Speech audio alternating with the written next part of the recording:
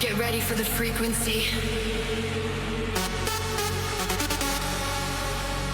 This is 1Trance podcast, where trance meets you with Reboot Quantum Solar.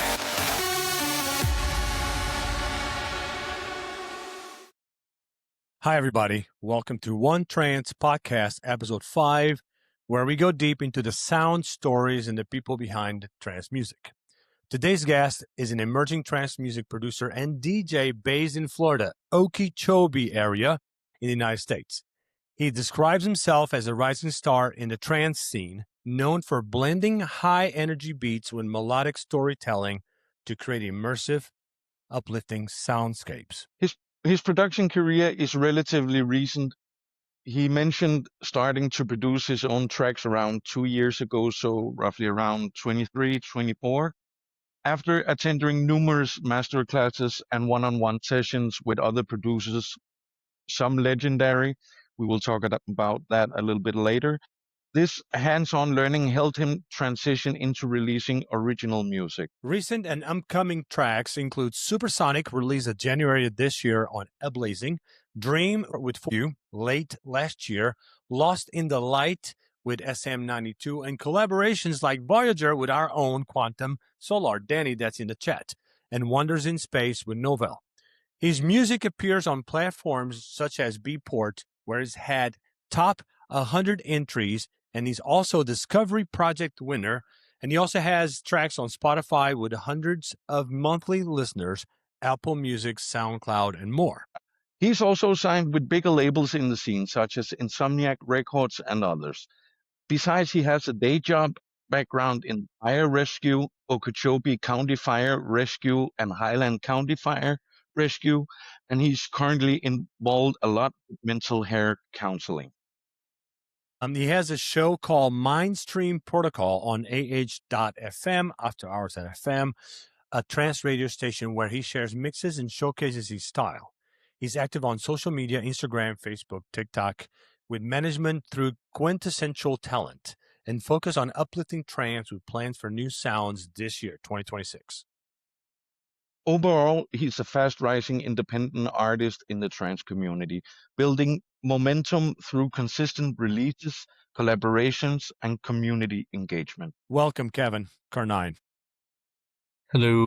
Welcome, buddy. How you doing? Doing good? Yeah, Florida weather's hot. We had a big cold snap come through, killed all our plants, so it then immediately got hot after that. So like, wishing the cold weather would come back. But everything's going good. All right, so as the intro mentioned, you started producing your own tracks relatively recently after investing heavily on masterclasses and one-on-one sessions with some of them legendary producers, as we mentioned. What was the biggest breakthrough moment or piece of advice that finally clicked and helped you start landing those amazing releases that you have? $1 million question. Does it ever really click? So yeah, I dabbled in DAWs since high school, and I was always fascinated with that sound. I actually hated music growing up. My mom was in a band, and just hearing that stuff all day long was like, I can't stand this anymore. So grew up, found trance music. And it's funny, I just started finding some of those old CDs now, and I'm starting to rip them back into my computer and kind of rediscovering what trance used to sound like. And when it was actually my son, when I graduated to get my bachelor's in psychology, I was like, I need to continue my learning. So I was like, I need to learn something new just to keep my mind sharp. And I was like, well, I like music and DAWs, so I might as well, dive in and see what this is like. So I started researching that, learning what sound design is and everything else like that. And then when I had my son, he had a bilateral pneumo, and he spent 2 weeks in the NICU when he was born. So like kind of to de-stress myself and kind of focus on something else is when I paid for my first master class, which is Seppi Ottaviani, and then got my first synth off after that, and kind of took off from there. That was about 3 years ago now. But what finally clicked is just not giving a hoot. I don't know if you can curse on this, but not giving a shit. It is not children appropriate. Oh, they heard worse. Yeah, I'm surprised they don't say the F word every day. But it's just not just don't care about criticism. It's art. You go to any type of art gallery, and you're going to see a bunch of pictures you don't agree with. It's art. And the same thing about music. You're not making it for the producers, you're making it for listeners. Some of the worst sounding tracks I've made perform better than the best sounding tracks I think I've ever made. Absolutely. I'm sure every producer has had the same happen to them, Danny included, of course. Yeah. So I think that's the biggest thing that clicked. Just don't care. Just post it. Yeah. Absolutely. Stop being so self-critical, maybe. Yeah. Your tracks often feel very intentional and restrained. How do you decide when a track has enough emotion without overproducing it, without saying, "Oh, it's not good enough. Let's go. Let's keep going," kind of thing? Well, I appreciate that it's not overproduced. I always feel like it is overproduced because I wasn't musically trained, and it's funny because like Alex Speckman, we talk every single day too. Danny and I talk, and I'll send him something. He's like, "Oh, this resolves weird on the A, whatever. You should go here." I'm like, F you. I have no idea what that means. So I use my ear a lot, and it's how I produce is really the only thing I know is emotion, right? So I kind of put that in from the second I sit in the DAW. I just start with the groove and I start with the beat, and I can't start with the melody because I don't have a single musical bone in my body, it feels. So I start with a kick, the mid bass, get that going. Then the sub bass is kind of easier because the mid bass to me is kind of what mid and sub kind of set the groove of the track. And then once I get the groove, I'm like, okay, is this gonna be a slower track? Is it gonna be a faster track? Is it gonna be an energetic track? And then I just let it write itself. There's gonna be times where I'm like, that doesn't sit right, but basically when I've had enough of the track where it's no longer fun, okay, it's done. It's Time to done. go. Absolutely.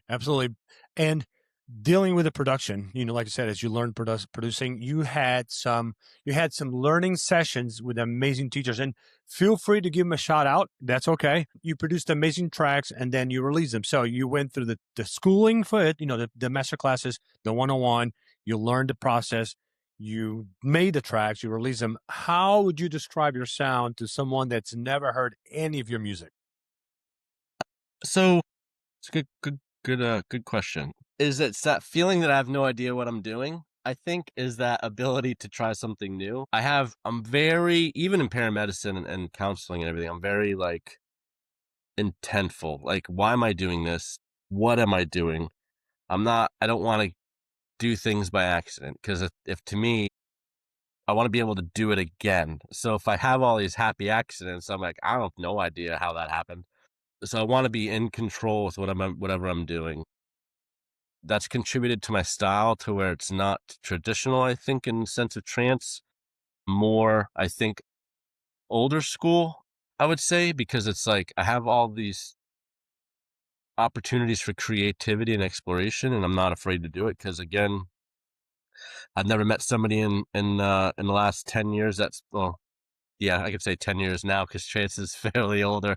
I never met someone in the last 10 years that was really blowing up because their music sold so much, sold so much they could retire off of it. So it's, at the end of the day, it's like, I'm going to do what I want to do. And if it attracts the right people, it'll attract the right people.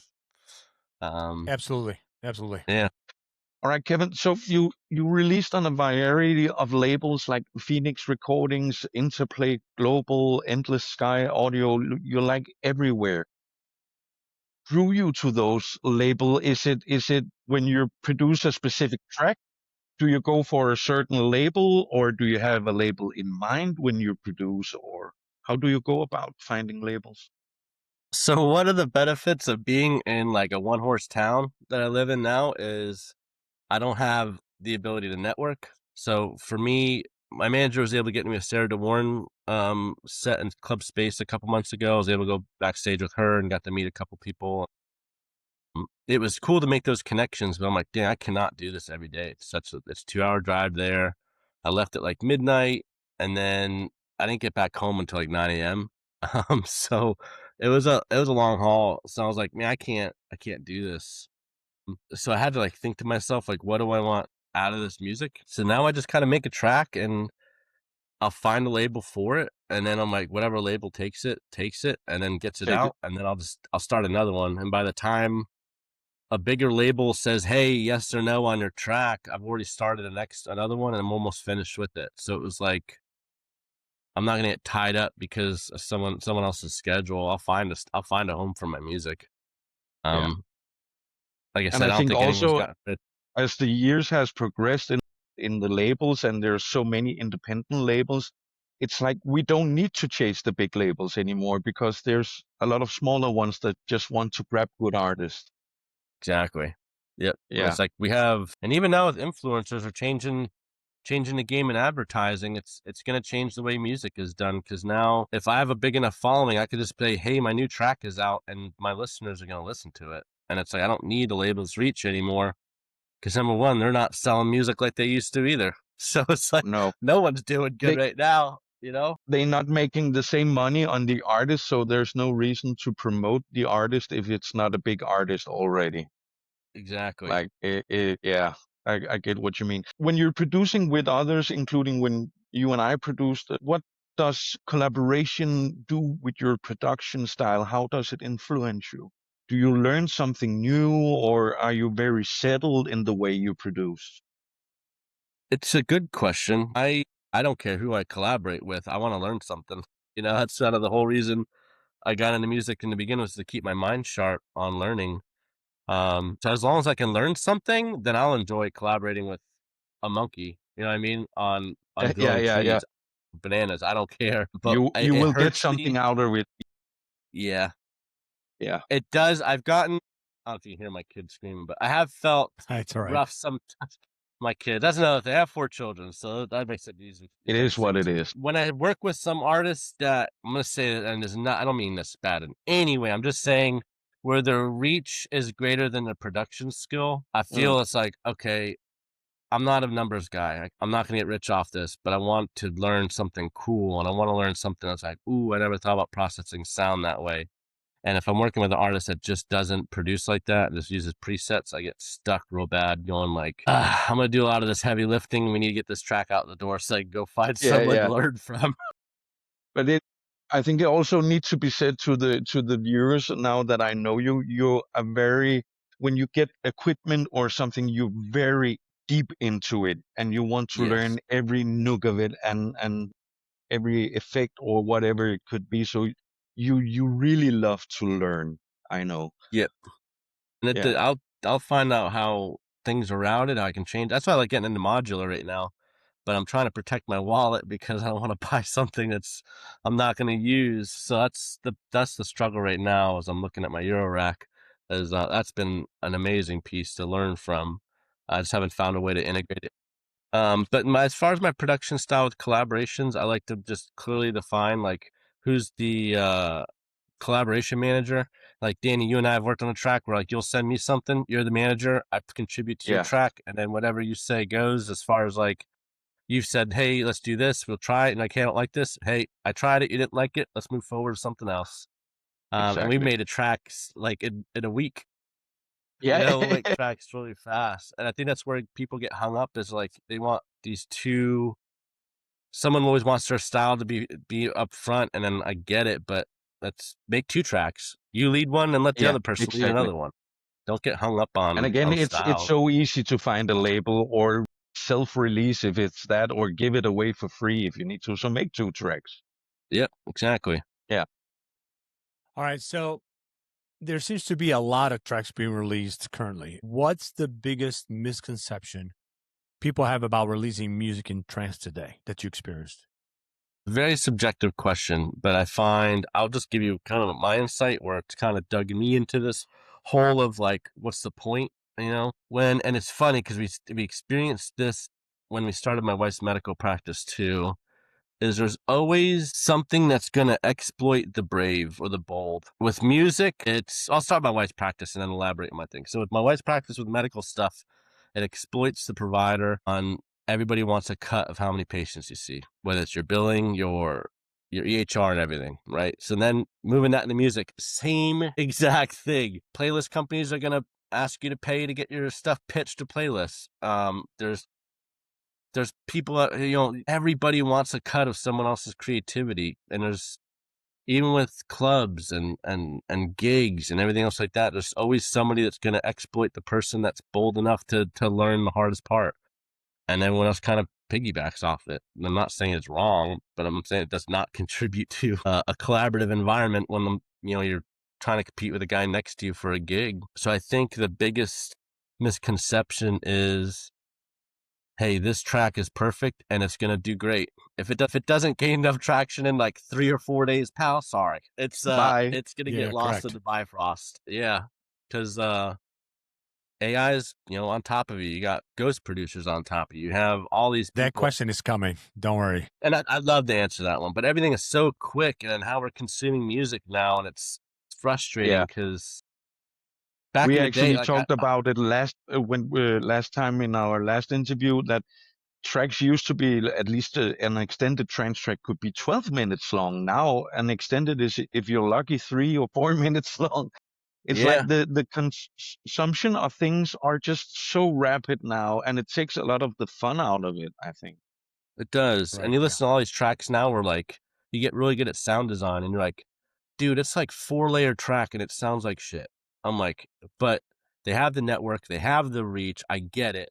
No shame of the, don't hate the player, hate the game.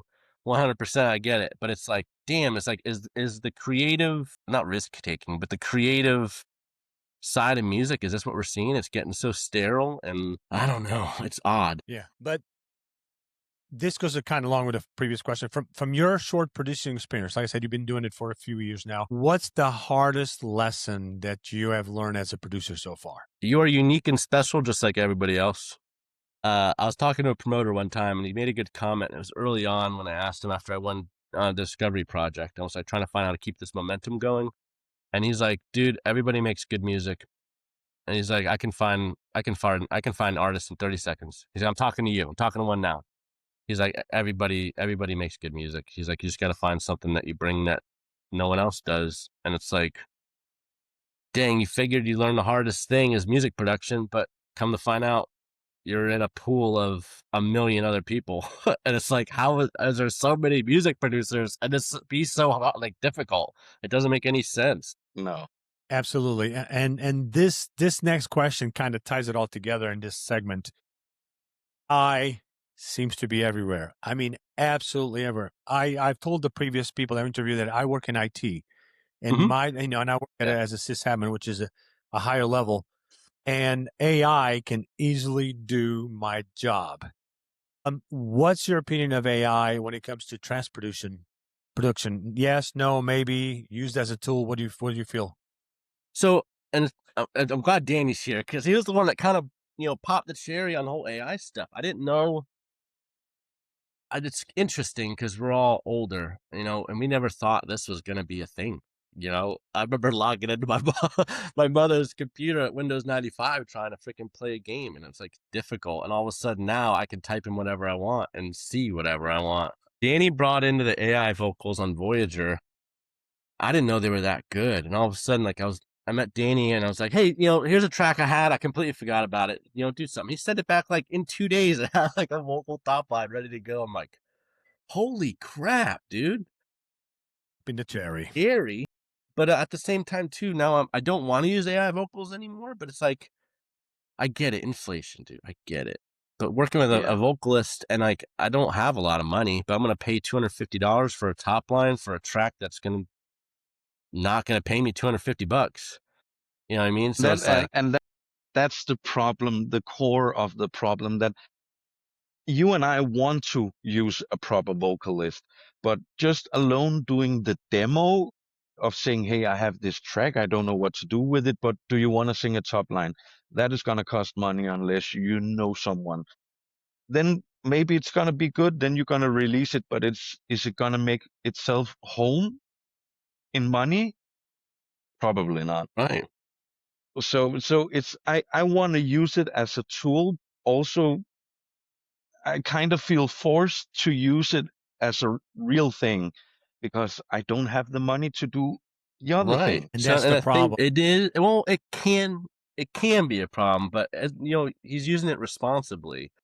And like, I think for the artists, the people that really create and are in it for the creativity, it's great. It's a cool tool and it gives access to things, and material that another, like an artist like us don't have the, the reach to say, give me a top line for this. I'm like, oh my God, someone wants a top line. They're not gonna give it to us for free. So it's like I got $250 for groceries or $250 for a vocalist. It's like I get it. I Yeah. don't want it to take away But from I will anyone's say, job. use it as, again, we talked about it with the other producers before in our interviews, and I think, again, as a tool, it's amazing. I can take a track and can say, well, I made this and I kind of want to make some piano. How could it sound like? And instead of using 12 hours on drawing piano or playing Yeah, it myself, I can get an idea of, okay, is this going to work or not? right. I think presets cause more damage than AI will to the trance music scene. That's just me. Definitely. Absolutely. Use it as a tool. You can use it as a tool. I mean, you can tell. I mean, I'm not a professional or anything, but you can tell two things. The vocals. When you hear a track, the vocals because there's, especially when it comes to female vocals, there's a slight, very minuscule change in the vocals, but it's pretty much almost the same sound as voice. And then there's also tracks that have come out. They have like a burning sound to it, or crushing, like like the effects on a deck. That's like a crushing sound. That's also very much, I believe, is very much AI. And I've known people that release tracks. I'm not going to mention them, but I know people that release tracks with that sound. And I have one in my playlist for Wednesday that has the same sound. So you can start, for those people that been doing music for a while, even producing music like you guys, you can start picking up the sounds and like, okay, I know where this is. I know what this is. Yeah. Okay, Quantum. Diana, go ahead. Yeah, and just to go on that one, just not for dragging it out, but I had a talk with one of our DJ friends, DJ Trauma from TikTok, about it, because he's like, well, why don't you use it for your own benefit? Like, if you can, goddamn it, make an album, make 12 albums in a year, put it out there, experiment, learn it, see what it can do, and then be open about it and say, I use AI, but I still make the music myself, but I use it as a tool. And that should be all right, but I don't feel it's all right. I kind of want to put it out there, but don't want to put my name on it, Right, if and I that think makes that's sense. kind of what causes the harm is you start having these people like that use it responsibly. It's the same thing, like I said, presets or like IT or using it in the medical field for your charting and stuff like that. If you use it AI responsibly, it can unlock some things that you may not even been thought of doing. If you're like, hey, how did AI even make that sound? I want to make that sound too. And you open up a Spire or a Serum and try to make the sound. Cool, great, and create an inspiration. But you get some And guy who's extrinsically motivated, just want to send as many tracks out there and get as much money and send 30 AI tracks. That to me is wrong. But mark my word, guys, mark my word, that slowly but steadily, and especially when it comes to vocals, if nothing else, AI is going to take over the vocals on a trance track or any other track for that matter. That vocalists like Ren Fei and others, that girl and stuff like that, they're going to have a very, very hard time. And they're only going to be able to work with artists that have the financial means to pay them. And also, the more AI is going to be using vocals, the more the vocalists are going to charge, because they're like, hey, if you want a real person to sing, you got to pay more. So Then I it's think those two a things are going to unique happen. product. Yeah. Yeah, I'll take a vocal or something. If someone sends me an AI vocal, I'll throw it on there. I'm like, wow, this sounds really great. Let's replace it with a human now. Yeah. And Yeah, then spend the money and then get it. So you're like, okay, I know this is going to exactly. work. Okay. Use it Yeah. again. If you can use it as a producer, as a tool for making the demo at home and sending it to a vocalist and say, this is what I want, can you do it? That will be, yeah. So getting out of the AI now, because we can talk for that for hours. Oh yeah. You won Discovery Project, and about that, and charting on Beatport Top 100 is a big milestone for an emerging artist. What did that validation feels like, and how has it changed your approach to creating music? So there's this thing in the counseling world called happenstance theory. And I think the circumstance around winning the Discovery Project just made me go like, who gives a shit? And it's about more so like you may not get the result you want right at this very second, and you really want that validation, but it's gonna come in some way if you just keep at it. And how I even won that was I had made a track that I was trying to send. Reason Arrives was like my label I wanted to go sign to, and made a track and loved it. It was right after we were working on Voyager. Made contact, and my friend from Highlands County Fire Rescue, she's like, yo, here's EDC's contest for Discovery Project. So I went to go look at it, and I was like, well, it's not really my jam, but I'll submit it. Then I saw one open for Dream State. I scrolled down. I'm like, oh, trance, right up my alley, you know? And I saw like Giuseppe Ottaviani as the judge. I'm like, oh my gosh, like that's how I got socialized to trance music with his master class and Armin's and everything else. So I'm like, perfect. And I was going to submit Contact is the track that won. I was going to submit Contact to Reason to Rise. I was going to finish it on Sunday, but they closed on Saturday. So I'm like, I got a track that's unsigned, submitted it. Didn't hear anything back because I didn't do a DJ video because at the time, like I DJ'd in high school, but nothing as an adult. And all of a sudden I started seeing like SoundCloud Giuseppe listening to the track. And I was like, I texted Alex. I'm like, and I think I told you, Danny too. I was like, there's no way I'm going to win. I was like, it's so weird. He's like, listening to it like 6 or 7 times. It was Hurricane Milton was coming, and we're like right in the cone for landfall and everything. And I'm like, we're looking at getting like 150 mile an hour winds and everything else. So I'm like, I don't even know if I'm out of a studio to come back to. So my daughter's here. I forget, were we like doing the generator or something? We're cleaning, like getting ready for debris removal to clean up the yard. And I get this phone call. And it's like, hey, this is so and so from Insomniac. Just want to let you know you won Discovery Project and that you'll be coming out to California to play. I'm like, listen, I'm pumped, but I don't know if I'm have a house to tomorrow. You know, I was like, is there?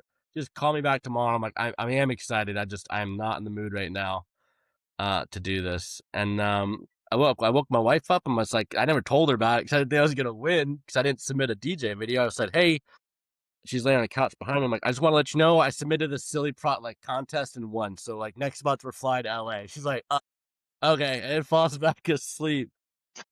It was like one of the best moments of my life for music wise. I got to meet like Armin van Buuren, Tala, Holly, Sean Tyas, Ruben Duran, Ferry Corson, all the people I grew up with. That was like they were so instrumental to like when I was going through those bouts of depression and everything else. So I'm like, these are the people that really made that music. That was like, damn, this is it. This is what I want to do.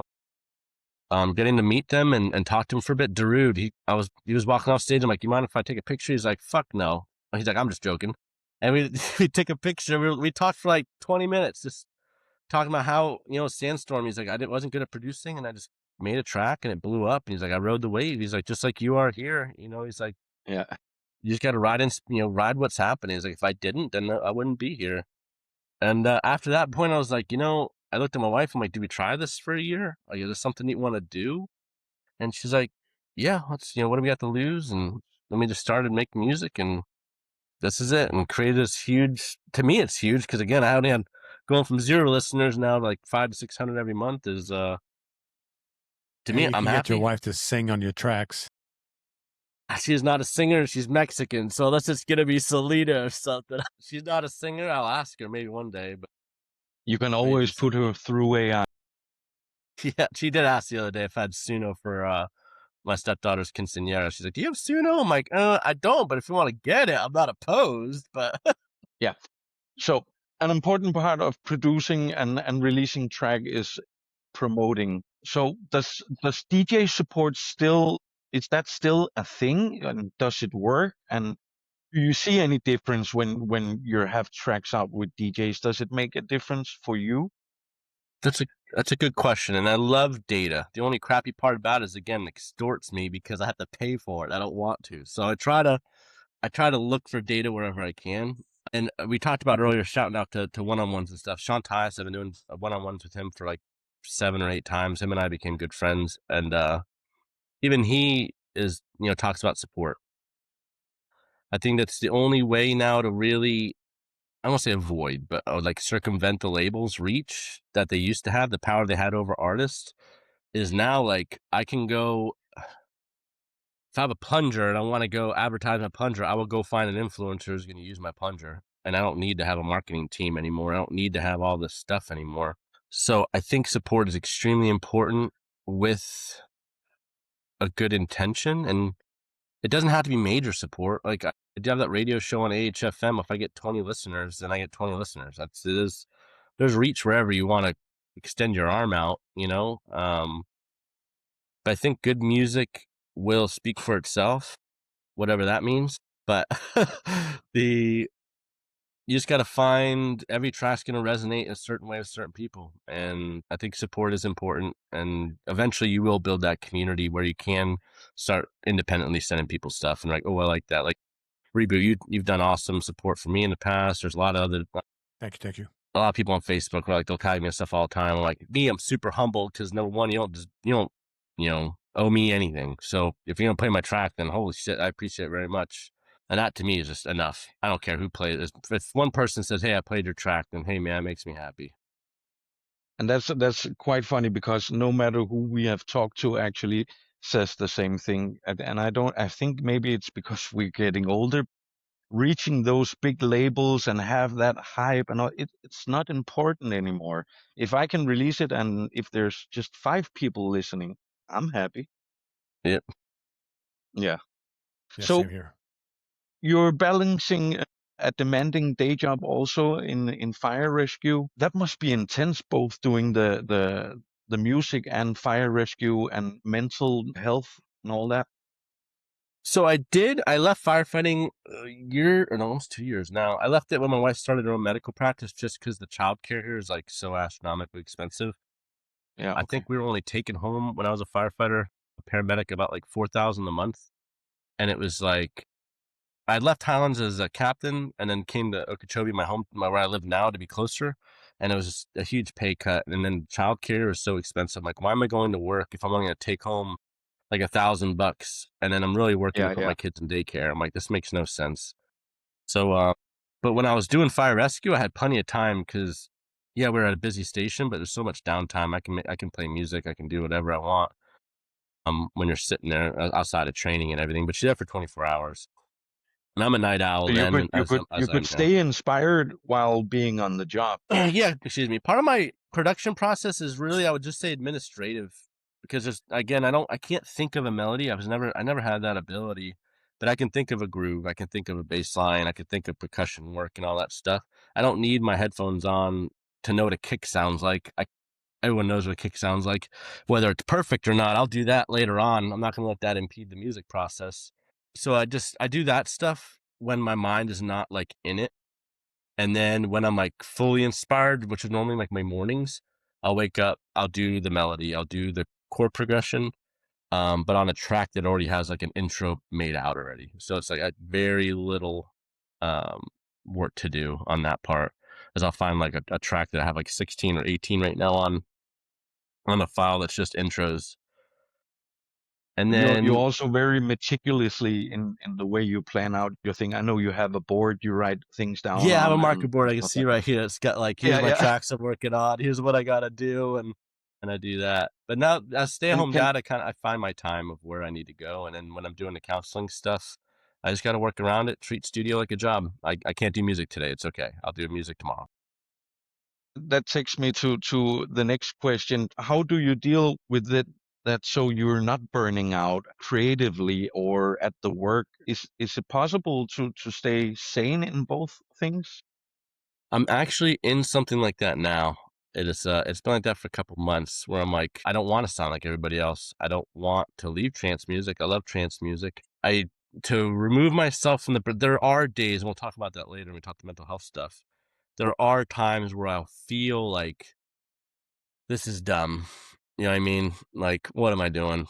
But then I'll like, I have this free time and I can have fun still. There's moments throughout the day that are going to go your way, and there's going to be days where, there's times in the day that's not going to go your way. Yeah. As parents and everything else, we go through that all the time. And I think when you like over identify with the reason you're doing it in the first place, then it starts hitting you different, hits you below the belt. And it's like, damn, I was like, Eternal Waves just finally retired. I'm going to put that on my marker board. So who knows? Nobody knows. There's just days where you're just like, I'm gonna take a little break, and like I'll just go, and I have my synths just right here. I'll send a picture, but I'll just go on Ableton here. I'll just start a loop, and I'll just go stand up and stand over here and start playing with synthesizers, and I'll find something new, and it might inspire a new intro. It might inspire a new melody. It might inspire a new bass line. So just playing around actually until you feel something Yeah, for that exactly. you're doing. Yeah, yeah. All right. Reboot, I want to let you take over here. All right. So there seems to be a rising of trance in general. Where do you think trance is healthiest right now? I think two things. I think like the US and political stuff view on music and wanting to take a stance on this is not healthy. I will say that part. The healthy part, I think, is everybody's rigidity on what trance is. And I think there's a lot of people that don't want to give up on that old trance.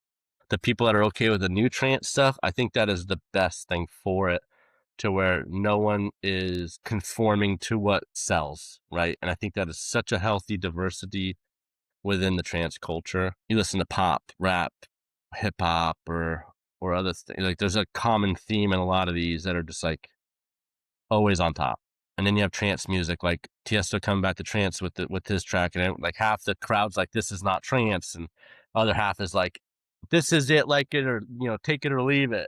And it's like Yeah, that yeah. diversity and that inability, to me, that senses that a lot of the trance is still built on the emotion that we felt when it first came out and what we were going through at the time. And I think that's going to solidify its identity during all this change, where there is going to be some overlap with some other genres, but I think the core of it is going to still be that emotion that we look for in all these tracks. Good. And there's been a big trance has evolved a lot over the years. What aspects of classic trance from back then, like status trance type of influences, do you carry forward in, if any, and how do you make it fresh for today's listeners?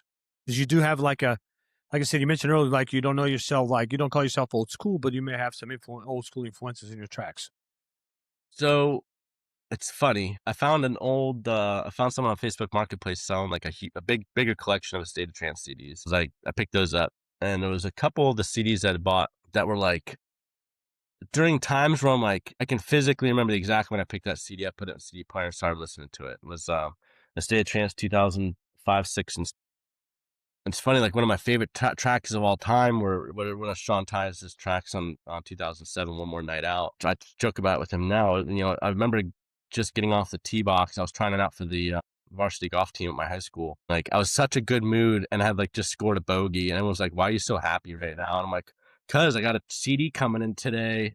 And there's a couple songs I just really love it, and I was just playing with it like in my head the entire, because I heard like a demo of it, and it was Sean Tyas' One More Night Out. And I was like, just singing it in my head. I ended up making the golf team now. It's funny, but I ended up ripping a bunch of CDs, like growing up on Livewire and stuff, or LimeWire, Yeah, and yeah. I Kazaa remember and that. stuff. Yeah, and I was on Discogs, and I found a CD, and it was Ministry of Sound's Trance Anthems America 3. And I never knew I had that CD already because I downloaded it off LimeWire. I downloaded it off Yeah, LimeWire. I put it on I have an MP3 player that's a lossless one. I sit on the couch the other day just listening because I downloaded it off of something else. But I put it on my MP3 player, and like we were poor growing up, so I couldn't go to the CD store. I couldn't go to EB and 40 Entertainment and stuff and just buy the stuff because I couldn't afford it. So listen to it on the radio and record on a cassette player, and like I would just listen to it on repeat.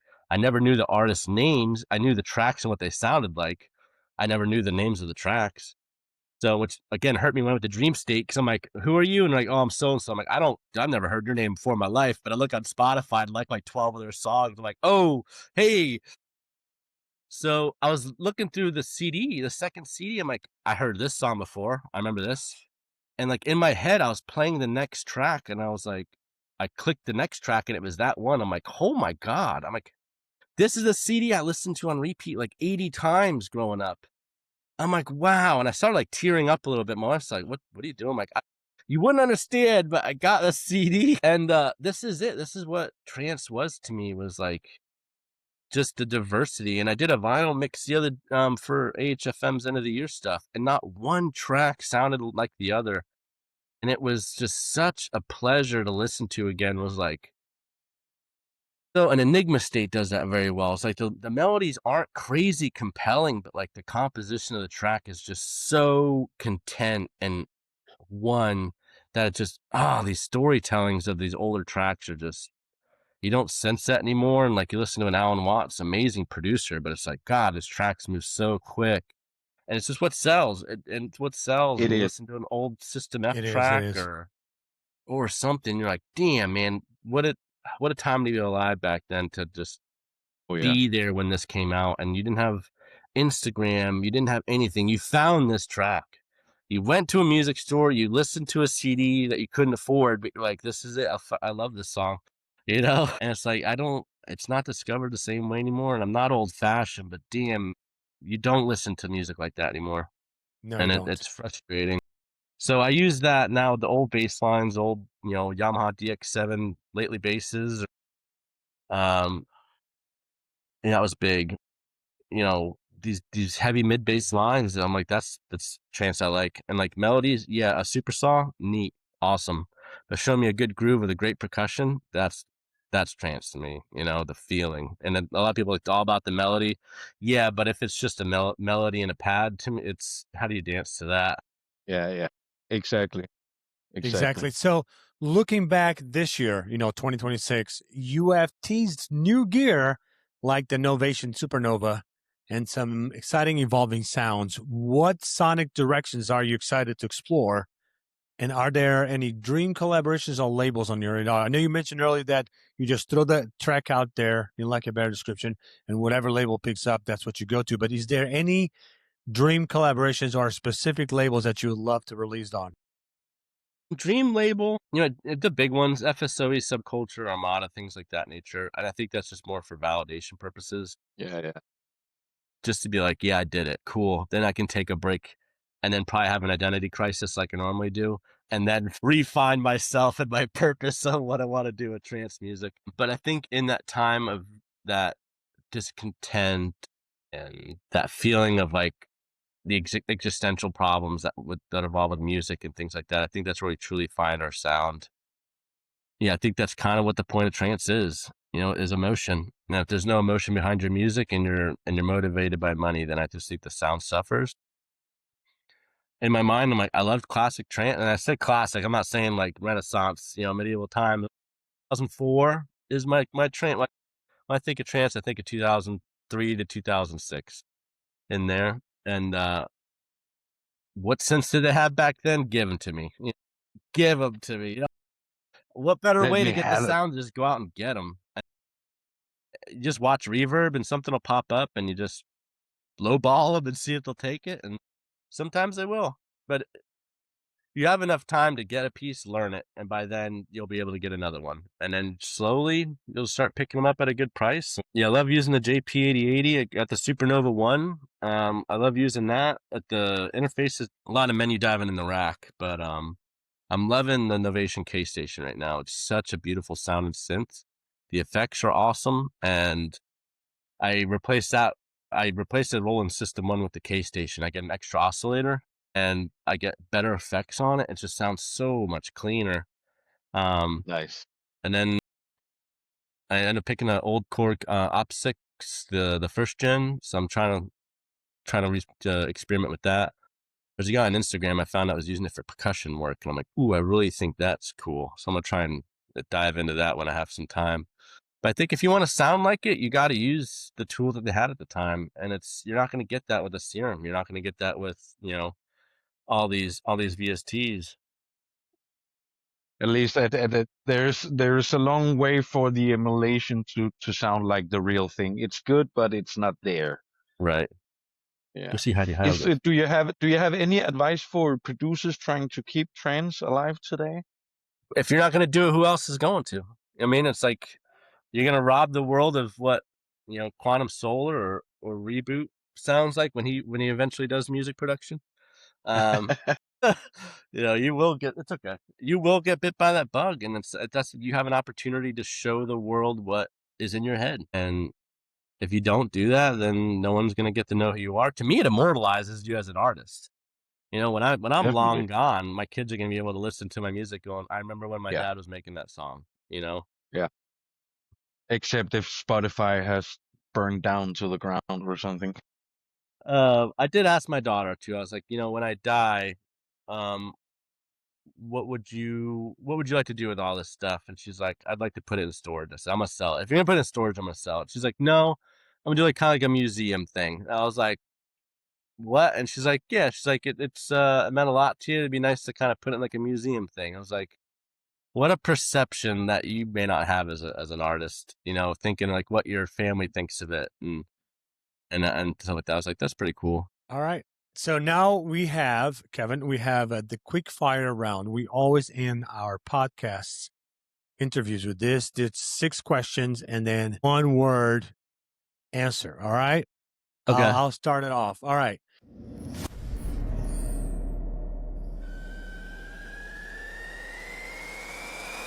This is the quick fire round.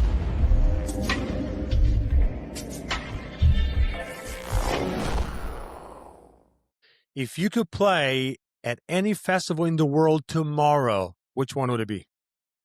I did it already, so nothing pops into mind. But if I were to think Luminosity, probably on the beach. One artist, dead or alive, today you would love to remix or do a collab with? Rank 1. All right. Uplifting or progressive trance? Uplifting. You kind of also already answered this, but what's your go-to synth at the moment? K-Station. And favorite trance track of all time? Would be Sean Titus and Derek Porter, Relentless. Awesome track. Club or studio? Club or studio? Like, she'll be like performing or making music? Yeah, making music. Making music. Yeah. All right. Kevin, I want to say a massive thank you for being here. We're going to talk a little bit more, but we're just going to end the first segment here. Just want to say it's lovely to have you on and dive into your story and get to know Kevin Cornine a little bit. I love it. I think you guys are doing something really awesome, and it's a great little niche. Thanks so much. Also, everybody that's listening, make sure you check out Kevin Cornine's latest releases. They're all amazing, and we're going to put some of the links on the show notes. So now, before we end everything, Kevin is really big and he has a job in mental health. So, Kevin, the floor is yours to talk about that and how important it is, not only related to the music, DJs are producing, but related to everyday life. Go ahead. No, I think this is awesome. I appreciate you giving me an opportunity to talk about this because I think I was talking to who's now a buddy of mine. He's an anthropologist doing a study on trance culture, and he's talking to a lot of bigger artists and things like that, and they're all kind of mentioning the same thing, like mental health isn't talked about. And it's, I get it. Even in firefighting and fire rescue, mental health isn't talked about very much, and it's frustrating because it does impact musicians and everything else. I would say just a little differently than the general population does. And I think like a big thing right now is just kind of how that music industry is like shaping the way, like we were just talking about previously about like how music is even consumed and how that motivates us creating our artwork and everything else like that now. And I think it's not, I'm not gonna say taking its toll, but it's starting to evolve that shape of what sandbox we're going to start playing in. And we look at like depression rates, suicide rates of musicians and things of that nature and how the economy is shaping and how art's being looked at culturally and things of that nature. Ireland's doing that basic pay for artists, which is, I think, is amazing pilot program. If you're not aware, they're paying an artist a minimum wage pretty much to keep the Irish culture for music alive. I hope that turns into something really, really cool, but that's just, to me, I don't think it'd be a global thing because it's like so many different cultures value different things. Yeah. My son's got popcorn. Wow, I love it. So I'll just pull up some numbers before the thing. Like anxiety and depression amongst artists is really prevalent, and I think we've all kind of experienced some way, shape, or form that feeling of what's the point? My music's not getting heard, or the TikTok audience wasn't as big as I thought it was going to be, things of that nature. I think we all feel it as kind of humans, but I think the musician culture is already kind of sensitive, and trance specifically is built on emotion anyway. And I think we kind of bring that in the studio and inappropriately welcome that feeling a lot. Because if we feel that way, let's just put it in our music. Let's just make a sad song. You know what I mean? But we don't deal with it. So, but I think also that's why. Right. That's why trance is so compelling to a lot of people, especially vocal trance tracks. People can feel that emotion and connect to it. Right. And it starts affecting because it's like you didn't talk about it, you didn't deal with it, you just made a song out of it. And it was a great way to cope, but you're gonna feel like that tomorrow, and it's gonna start building and building and building and not having that outlet to talk to. And then you start getting like touring DJs and stuff like that where everything comes at a cost. So if I produce a track for 8 hours here, I don't get to play with my kids. And imagine if we were traveling, if all of us were DJs traveling all over the world playing, well, we're not going to be there. Even when I was fire rescue, there was Christmases I wasn't coming home. There was birthdays. Sorry, I'm not going to be here for your birthday. I'm sorry. And even that, even though it was only a 45-minute drive, still took its toll. Now look at an artist who's gone every weekend touring. And that's just if they're playing one show or a couple shows in the general area and coming back. It all comes at a cost. So Yeah, your we relationship. can we can see Armin van Buren and his health. Yeah, and I mean the other thing also, and we pointed this out, like let's say that you're single by yourself and you're a DJ. So yeah, you can go and tour. You'll take a toll on you as far as sleep and schedule and time zones. But what happens if you have a family, like you mentioned? You know, we mentioned Armin Van Buren has a wife and children. There's plenty of other famous DJs that have, busy schedules. How do you deal with it? You know what I mean? How like you have to have a strong partner as well, in my opinion. Yeah. I just do this, I'm one of those TikTok DJs, I guess. But so I do this at home of the comfort of my own office here. My wife is downstairs. I'm on the second floor. My wife is downstairs. She knows exactly where I'm at. And then there's also the toll on the relationships, with, your spouse, your girlfriend, your other, I had a really famous person on a flight right behind me. I'll say who it is in a minute. Right behind me going to Crete, flying from Germany to Greece. Lily Palmer. Her and her husband were right behind me. I looked at them, says, "You guys look like famous." Her husband was nice. She was dead, like tired. She was, she kind of like waved me off because she was tired and she was catching up some sleep. I get that. I understand. Her husband was nicer. Nothing against her, of course. Put that disclaimer out there, but I could see the toll that had taken on her because she spent. I mean, this is only like a 2.5 hour flight, and the toll that she spent the whole time sleeping. Right. So, like I said, you know more about this from the mental health, but my feeling is that you got to have a strong partner if you want to go into this business, and you want to. If you're just producing, you can be at home. I get it. Or if you have a studio close by, but if you're a touring DJ or even a rock band for that matter, not just our type of music, but if you're an artist, you got to have a really strong foundation to survive this business. Right. And you feel it too. Like I'm sure there's been nights where your wife's want to do something like, I'm sorry, I have to record. I have to do my set today. And that does impact your partner in some way. It may not be a huge like blow to the relationship, but it causes some tension, and imagine that like all the time. Like, hey, I want to go here. Sorry, I got to play the show in Greece, or I got to go do this thing and somewhere else. And it's like that's all comes at a cost in some way, shape, or form to your relationships. And that's one of the good things I do want to talk about too. Is what's a normality and what's pathology, right? So what is a normal feeling that we've all had, we've all gone through it, and then what is it? When is it so bad that you do end up getting a mental health diagnosis, and it does become something? What that differentiating line is, it's gotten whatever it is so bad out of cultural contexts, out of normal reactions of normal people, it is creating such a problem where you can't go outside, you can't have a relationship, you can't function at work and stuff like that, which does happen. But I think we've gotten so comfortable saying like, "Oh, you're depressed, you must have depression." It's like, well, no, you have a feeling depression. You know what I mean? It doesn't necessarily get diagnosed with major depressive disorder or something like that, or, generalized depression, but it's not at the end of the world. You can find ways to cope and get better and feel better. And a big thing of that, like you said, exactly like that reboot, is having a strong partner, is having a strong support system. Is such a huge, I would say it's a huge indicator of whether or not someone's going to be able to maintain and not relapse. Is have a good support system. If you do feel, hey, I'm having a hard time, reach out.